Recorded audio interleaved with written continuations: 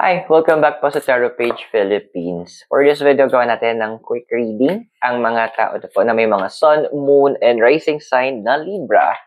If you're new, subscribe, like, and share. At remember that readings are for guidance purposes. Use your free will wisely.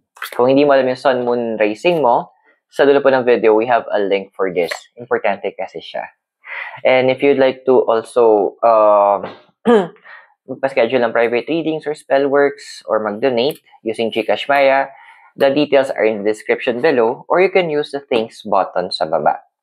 Okay, so Libra, tama? Libra. So ito yung mga cards mo. So we have here is the Six of Wands, the Three of Wands, Ace of Wands pala, tapos Three of Wands. And your celestial deity is Athena, number 14, wisdom, strategy, and a wish to lead. Alam mo, Libra, it's time that magsalita ka na talaga. It's time na i-suggest, yung mga suggestions mo, yung mga nakikita mong magagandang plans. Time naman na magsalita ka. Yes, andoon kasi na ang dami sa inyo na you'd like na mag-strategize. Gusto nyo na magkaroon ng parang, ay sige, ito yung gagawin, or ito yung ita-target. Planning is good. Ginagawa mo yung blueprint.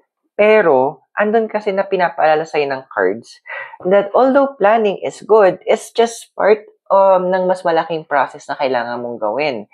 And yun, action taking. Ayun niya talaga.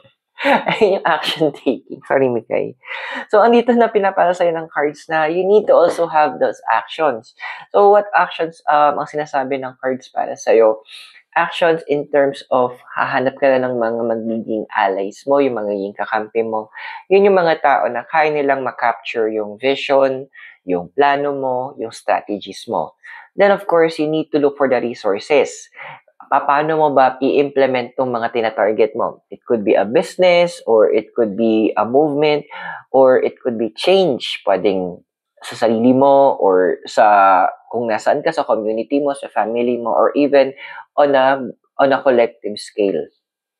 So yun yung mga just few of the things na kailangan mong bigyang pansin right now. Now, Athena, andito kasi na Libra, hindi, ang dami sa inyo kasi na, hindi, okay lang ako sa background. No. This is a time sinasabi sa'yo ni Goddess Athena, kailangan mo naman na gumalaw. Kailangan mo na mag-lead. Kasi, as Libra, of course, diba, balance. Ikaw yung, kung titignan mo yung lahat ng symbols ng zodiac sign, ikaw lang yung walang living creature na nandun eh. Ibig sabihin nun, walang outside influence na nagbibigay na dapat ganito, dapat ganyan. Andoon yung fairness, equality, and balance nasa sayo. So, this is a moment that you also lead using those qualities. Yes, mahirap mag-lead, pero sabi nga nila, the first step will always be the hardest. Yung pinakaunang gagawin mo, yun yung unang hakbang, yun yung pinakamahirap. Pero once nakuha mo yung momentum mo, my dear, dire-diretso na yan. So I hope nakatulong yung readings. Those are for guidance purposes. Use your free will wisely. And don't forget to subscribe, like, and share. So Libra, maraming salamat. God bless, namaste, Hare Krishna, and blessed be. And hope to see you soon. From Baguio City po, I hope, this is Zero, and I hope to see you again our next video. Bye for now.